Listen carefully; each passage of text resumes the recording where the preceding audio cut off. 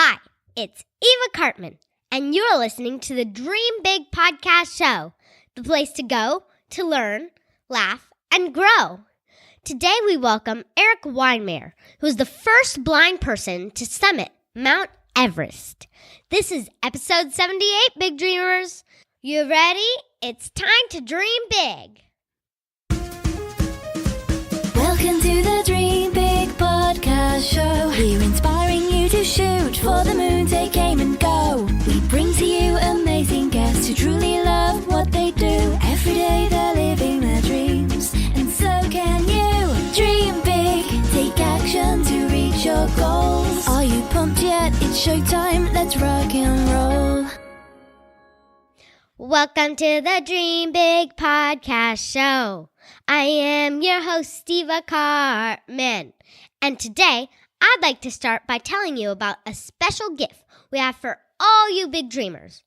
We created a super cool Dream Big journal that we want to ship to you. And get this, the front of the journal has an illustration of an astronaut in outer space. What's so amazing is that the journal is printed and personalized with your own face and name. So you'll see your face on the cover of this journal as an astronaut. Oh, and it's free. We just have you help with the shipping. Parents, please go to dreambigpodcast.com to claim your free, personalized Dream Big journal while this offer is still available. You'll see a video of my mom and I showing our journals. Go to dreambigpodcast.com to get your free journal. And I'm going to turn it over to my mom for a quick word. I'd like to take a quick moment to acknowledge friends of the podcast who recently helped spread the love about our show. Amy Roberts of RaisingArrows.net inspires the hearts of weary, overwhelmed moms across the world as she offers practical and encouraging advice to help simplify the path and enjoy the journey of homemaking, homeschooling, marriage, and mothering. Messy Mom. Messy Mom is a parenting blog that makes the best of what it looks like a mess. Natalie Bush writes about her life as mom with 4 kids. She shares some practical tips for motherhood along with humorous and heartfelt stories about having a large family in a small space and an even smaller budget. Thank you so much, Amy and Natalie, for the kind words you wrote about the Dream Big podcast on your blog. Parents of Big Dreamers, you can find the articles and links to their sites at dreambigpodcast.com/78 and enjoy all of their wonderful content. Thanks, Mom. It's time for you all to enjoy our discussion with Erik Weihenmayer. Erik lost his vision by the age of 13, but he resisted the idea that blindness would sweep him to the sidelines of life. He's the first blind person to reach the summit of Mount Everest, the world's tallest peak.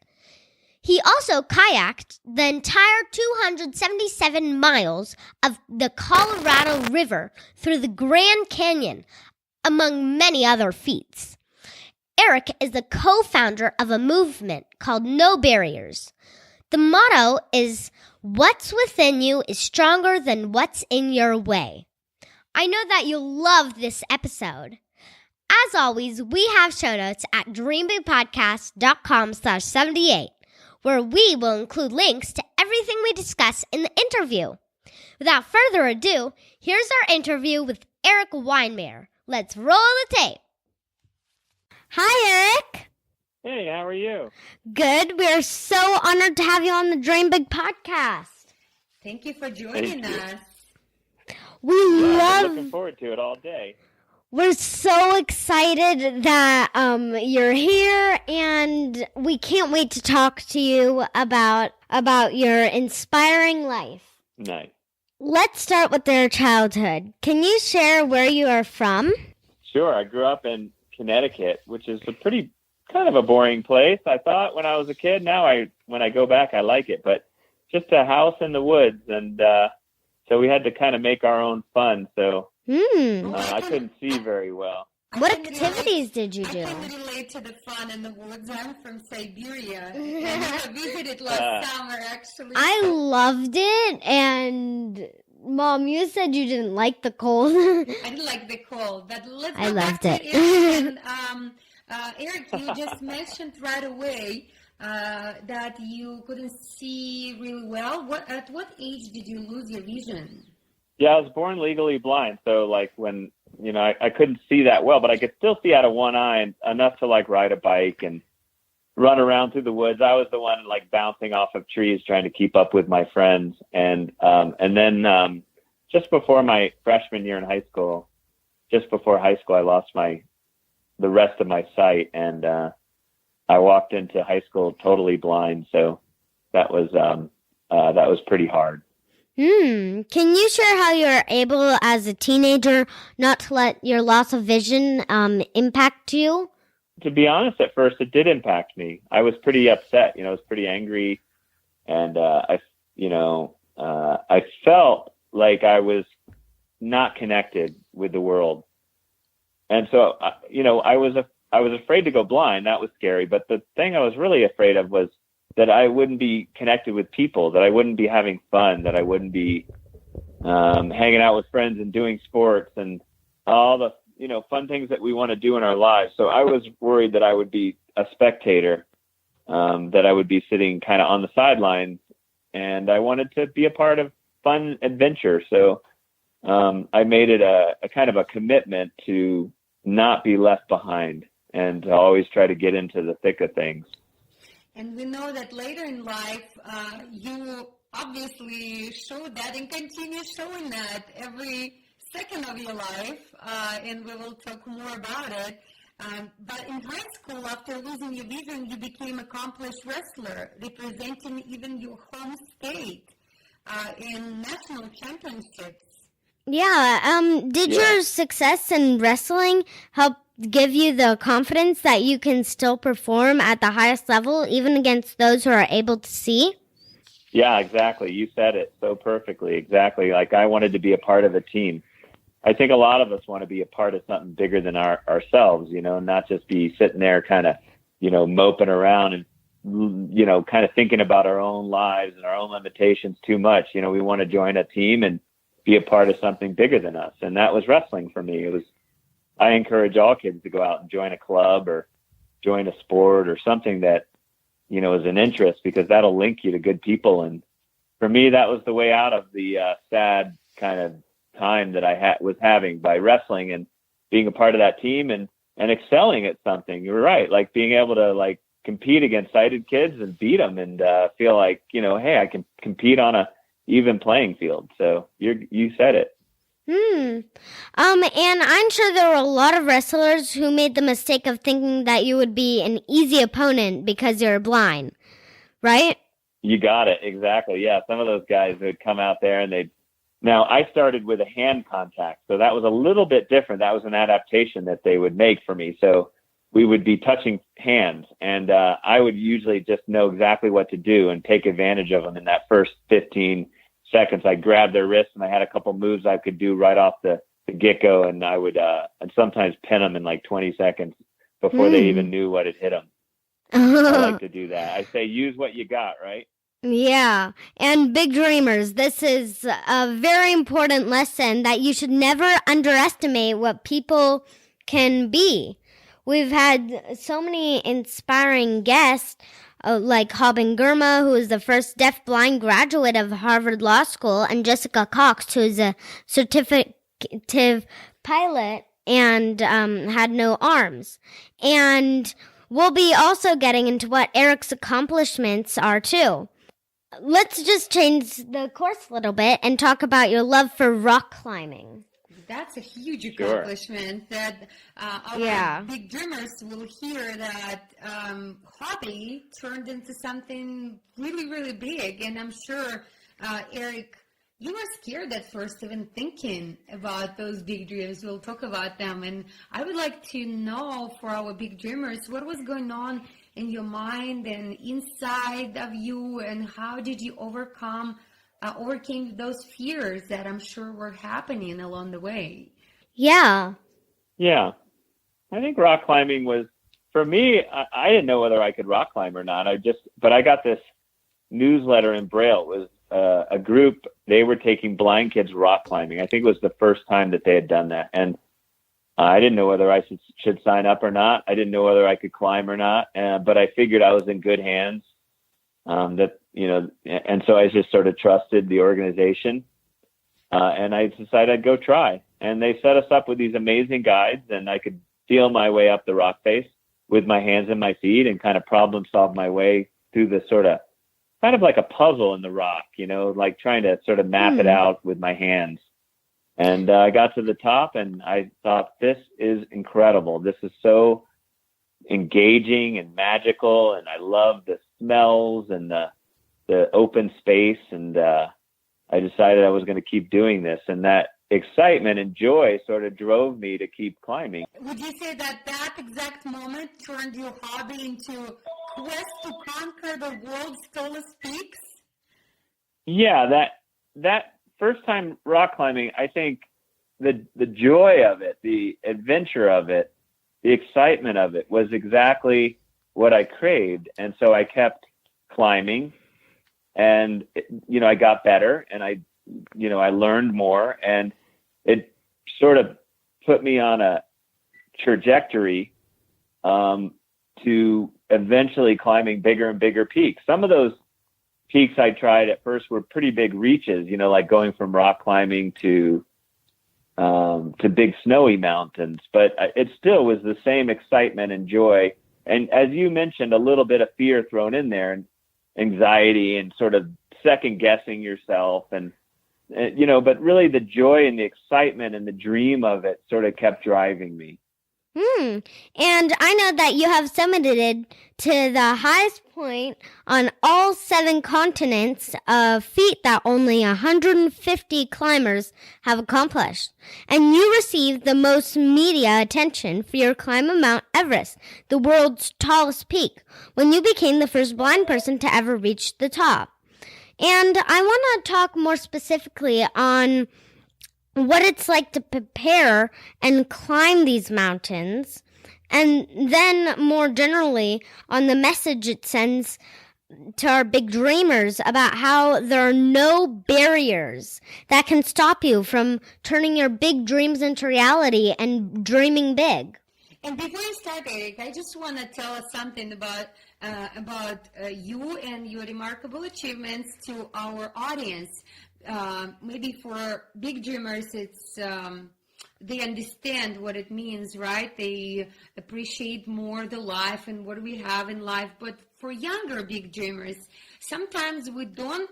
You young big dreamers probably don't even understand how difficult it is even to train, even to climb, and what it is. So if you would like to see the full aspect of what Erik have done, you can go to our show notes, and we will include all the videos of you, Erik. Yeah. And just for your test, try to close your eyes, just blindfold your eyes, and go into your kitchen and try to make yourself meal, right? Like lunch or something, because a lot of people, for those people who see and hear and,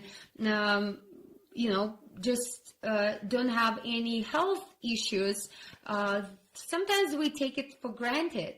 But as soon as we try to do some of this challenging stuff, we can start appreciating more what, Erik, you have done, what other people have done, and how many barriers they overcame to get to where you've been. So Yeah. It's remarkable. For example, we did the experiment. I closed Diva's eyes and I said, can you go and get yourself food from the fridge? And it took her good 15 minutes even to Not 15 minutes, 5. to get something out of the fridge and put it in the microwave. And was 5. it okay? 5. Was it challenging though? Was it faster? Well, it was not. Well, yeah, it was challenging. It was pretty challenging to do it since I'm not so used to it. Of course. So did you feel how? Did you see yourself, for example, you doing sports, you do swimming, you did gymnastics. Can you imagine how difficult it is to train and especially like climb mountains when in front of you is just a rock solid wall and you can't see anything? You have to find your way. Yeah, and also big dreamers. Secure yourself. Have you ever tried climbing a tree? If you think a tree is tall, then you want to go see Mount Everest from the bottom. Yes, let's talk about it, Eric. So I just wanted for them, because you talked about it with such an ease. Okay, yeah, I did that. But I just want to emphasize how challenging and difficult it is. And it's not a coincidence that we invited Erik on our show, because he was the only blind person climb Mountain Everest. It's very, very dangerous. We will talk about it a little bit later. So, Erik, continuing to Eva's question, I know we went on and on about it, but I like that, though. You're right. I mean, it is true what you're saying. I mean, at first, as you guys were talking, I was thinking about what it was like when I first went blind. I mean, I couldn't even take a step. I was scared to take a step. People led me around, and every step was scary. And then when I first started climbing, every reach and up the face was scary. Before I climbed Mount Everest, I had to learn how to use a cane, how to tap around with a cane, and then eventually a guide dog, how to work with a dog and trust that dog to be a team, to say left and right and find things and let's get on the escalator together. All that was scary. And then learning Braille, how to read with my fingers, and then how to use technology as a blind person. My computers all talk and my watches talk, and I have all kinds of stuff like iPhones that help me identify money. And so learning all that stuff was, you get more comfortable in that environment. And so climbing was an extension of getting more comfortable. Now I was starting to get comfortable in the mountains. Friends would walk in front of me. They'd jingle bells that they would hold on their finger, or they'd put on the loop of their ski pole, and I would follow them by the sound. And then when I'd get up on the rock face, sometimes somebody would tell me where a hold is if I couldn't find it with my hands, or on an ice face, I would use my tools, like you have these big picks and that you're hanging on to, and I would tap the pick against the ice, and I would listen for the sound. And by listening for the tap on the ice, I could tell whether it was going to be a good swing or not. And so I had to learn a lot of sort of new ideas and new ways of doing these things. And that was part of the fun, right? That's part of the fun of the journey, is learning and discovering new ways of getting stronger and better at what you love. And so eventually, I decided to climb Mount Everest. Built an amazing team around me. We were on the mountain for 3 months almost. Whoa, 3 months. Whoa. How many people? 3 months without a shower. Well, 13 Westerners. They would say 3 months without iPad. Yeah, but I wouldn't 3 say months that without an because iPad, I have very limited time on my iPad also. And I imagine that it's very, very dangerous. I heard when you stand in front of Mount Everest, it seems like, summit is so close. I can just pack my water bottle and just be there. That's what I heard. I've never been there, right? So for you, you didn't see that space, right? But you could feel it, and it's very, very hard. And I know that once you go up the top, the weather is pretty horrible, and it can be avalanche, it can be storm, anything can happen. And about 200 people died trying to climb Mount Everest. Did it ever stop you? Did you even learn that statistics, or maybe you just said, no, I don't want to know about it? It's really good. Climbers go and they look at the accident reports. They find out what the mistakes people made, and that helps you not make those same mistakes. But I figured, when I went there, I was going to be with a strong team. We had 13 Westerners and 8 Sherpas, so we had a team of 21, and we committed to take care of each other. If there was somebody got into trouble, we'd bring them down the mountain. If I got into trouble, if I had to turn back, I would turn back gracefully. You don't have to keep going, as hard as you can and then fall down and sort of die in the snow or get stuck in a storm. You can be conservative. You can be okay with turning back, and then try the mountain another day. The mountain will always be there, but you want to come down alive. So I've never seen myself as a crazy risk taker or an adrenaline junkie. I've always thought of myself as a pretty methodical person who likes to do adventures. But I like to think my way through them. I don't like to do them in a crazy way. That's cool. And I know that your latest feat was kayaking, which we'll get to in a moment. But what was it like when you're nearing the top? Were you ever scared? Yeah, because the summit of Everest, you first get to the south summit, and then you have to down climb and go across a ridge. It's a couple hundred yards wide, long, and it's only a picnic table wide. So you're kind of like hanging in space, inching your way across this thing. And then you hit the Hillary Step, which is about a 30-foot sort of rock climb. And then you pop out and you're kind of walking up this narrow ridge to the top. And you're taking 6 breaths between each step. So you're not be able to move very fast because there's not a lot of oxygen up there. So you stand at 29,000 feet. It's like a little island in the sky. It's like a single car garage in the sky. That's about as big as it is. And then you have to get down, and most accidents happen on the way down. So for me, being blind, not being able to see my steps, I have to feel every step. So I had to feel my way down the mountain. That's incredible. Yeah. And it's such an important lesson, right, Eva? Yeah, that people can accomplish the seemingly impossible. And if they have big dreams and they're truly committed to achieving them, they can make those big dreams a reality. That's for sure. So big dreamers and young big dreamers, if you have any dream that seems to you impossible, or you for some reason physically think you cannot do it, just do small steps towards it and prepare yourself, and never let those dreams die, first of all, inside of you. Let's talk about the dreams and visions, how you grow your vision, first of all, inside of you, Erik. Was that true in your case when you first imagined yourself being there on the top, or you reached that goal inside of your mind first, and then other obstacles kind of came as maybe steps, I would say? Yeah, for sure. It was little steps at first. And when I went blind, I realized that, sometimes when bad things happen to you, you spend too much time sort of blaming other people, blaming whatever you want to blame, kind of attacking, being negative, being grumpy, being sad. And I realized I was doing all that, and what I needed to do was to turn inside myself and, kind of envision what was inside me. Think about, like, maybe envision like a light inside you, and how do you grow that light, and how do you nurture it, and how do you use it? How do you use it to kind of blaze into the world and light your way forward? And so I started thinking it was more about me. I had to grow what was inside me.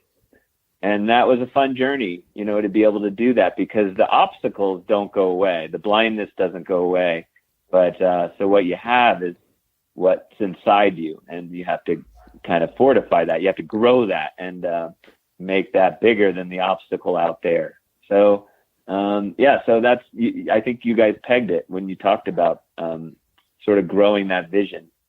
And this is a great segue to talk about your book, No Barriers, and which talks about this latest journey, and also the No Barriers pledge that you're encouraging people to take, and that we encourage all big dreamers to take as well. And this pledge is very powerful, so I'd like to read it right now. Awesome. Okay, Erik? Yes, I think it will help a lot of our big dreamers and younger big dreamers as well. Okay, so here's the pledge.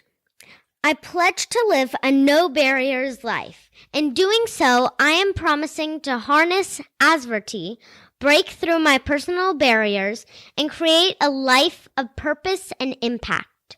I will always remember that regardless of our abilities, we all have some type of barrier in our lives, and that no matter what barriers I face, what's within me is stronger than what's in my way.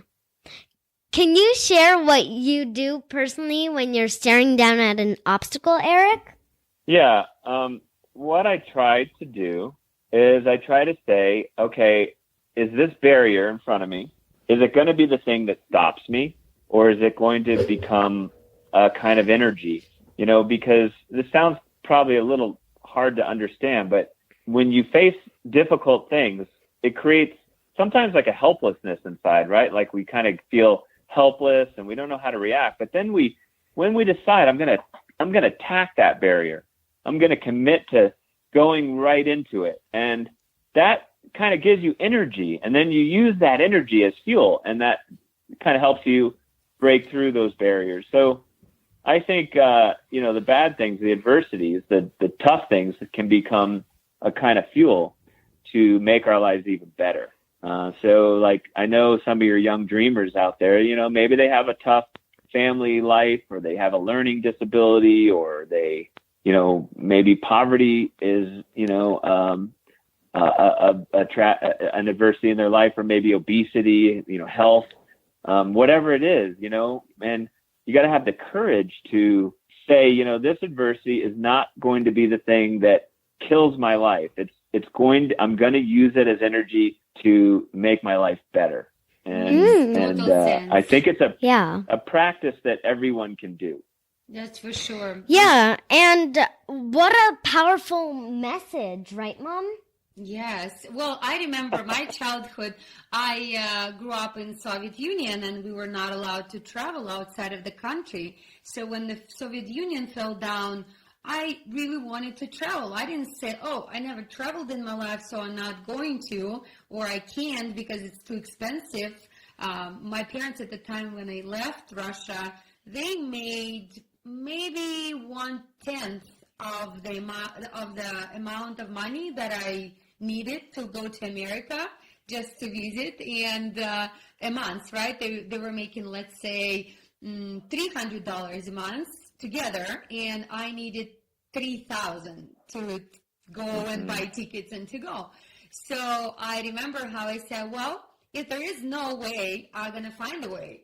So started working a few summers to make my money, and then borrowed money, and then came and worked and returned the money. So there's always a way. There is always that energy that you have inside of you, that curiosity. What would happen if I did that? What would happen if I did that? How would I feel? And check inside of you. And if you have excitement, even though if it's a little bit scary, but if you have excitement inside of you, this is the time to grow. This is the time to expand and ask yourself a question. If there is no way, how can I find that way? Yeah, and big dreamers, don't miss a great opportunity. Imagine if Erik never climbed a mountain. Imagine if my mom never came to America and met my dad and had me and my baby sister Sophia. And you would not have a podcast like this, right? Yeah. Dreamers. So there is always, life is always happening for us, not against us. Yeah, even if you think that life is working against you, it's actually working to help you. Yes. Even if you think at the worst times, oh, this is so bad, something good is going to come up. It's going to come out of that thing that was bad. Like, let's say you missed a trip to Hawaii. Well, that plane, it could have crashed. Yes. And thank you, Erik, so much for sharing this wisdom with us and putting it all in the book, No Barriers. And we'll include all the links in our show notes. So where you can find out more about the No Barriers Pledge and Erik's book. Yes. I love, Eva, how you read that pledge. I love that. Yeah, that was awesome. Thanks for reading our pledge. I was wondering where we can go to find more about you. Well, you can go to my website, which is touchthetop.com, or you can learn more about No Barriers, nobarriersusa.org. And we hold events all over the country with youth, a lot of kids. We have an event here in Colorado we call What's Your Everest, where we all hike a mountain together. We have people with all varying abilities hiking together, even folks in wheelchairs joining us. And then we have a big event called our Summit once a year. The next one's actually going to be in New York City in October. We'll have several thousand people in New York City on the Intrepid, which is a big aircraft carrier. And then we'll be in Central Park, and we'll celebrate this message of living a no barriers life. And then we have programs for veterans who have been injured, and youth who want to go out on big adventures and live this life, for people who are blind, for people who are deaf, for people who have lost parents to war, or even people who have had trauma, which is like when bad things happen, it kind of, becomes a barrier in the mind. So we have programs for all kinds of people. So I encourage some of your listeners to look us up and learn about us. That's great. Thank you for sharing. Yeah. And do you have any daily routines that you can share with us? Well, I think my daily routine is that I sometimes will sit and reflect at nighttime, and I'll say, okay, today, was it a perfect day? No, it wasn't. I screwed up. I made some mistakes today. Maybe I said something dumb to somebody, or I hurt somebody's feelings.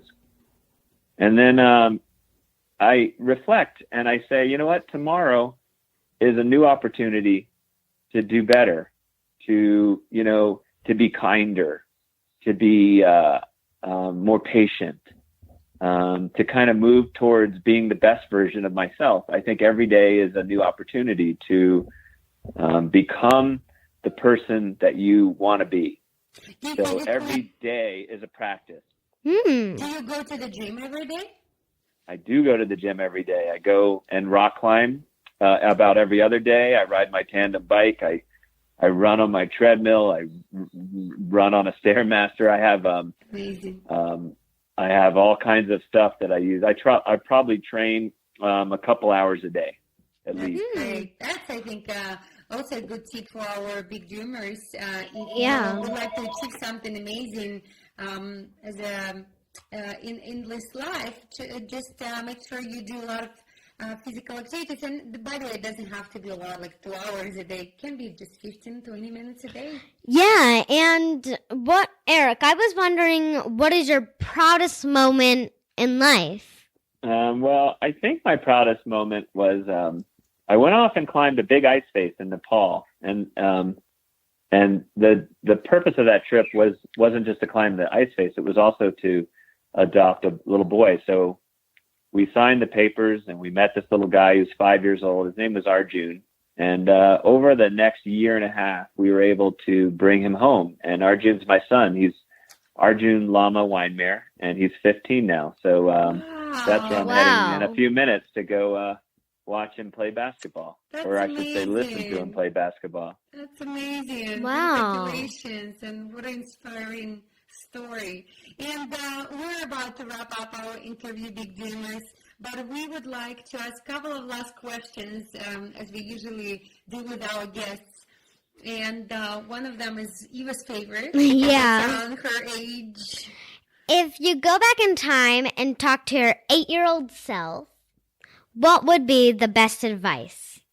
I would say that your life is not going to always be easy, but it will be a great adventure. If you have the mindset, if you in your mind say, my life will be an adventure, then it will be an adventure. And that is like a hard life, a fun life, an exciting life, kind of feeling all those emotions and understanding that that's what life is.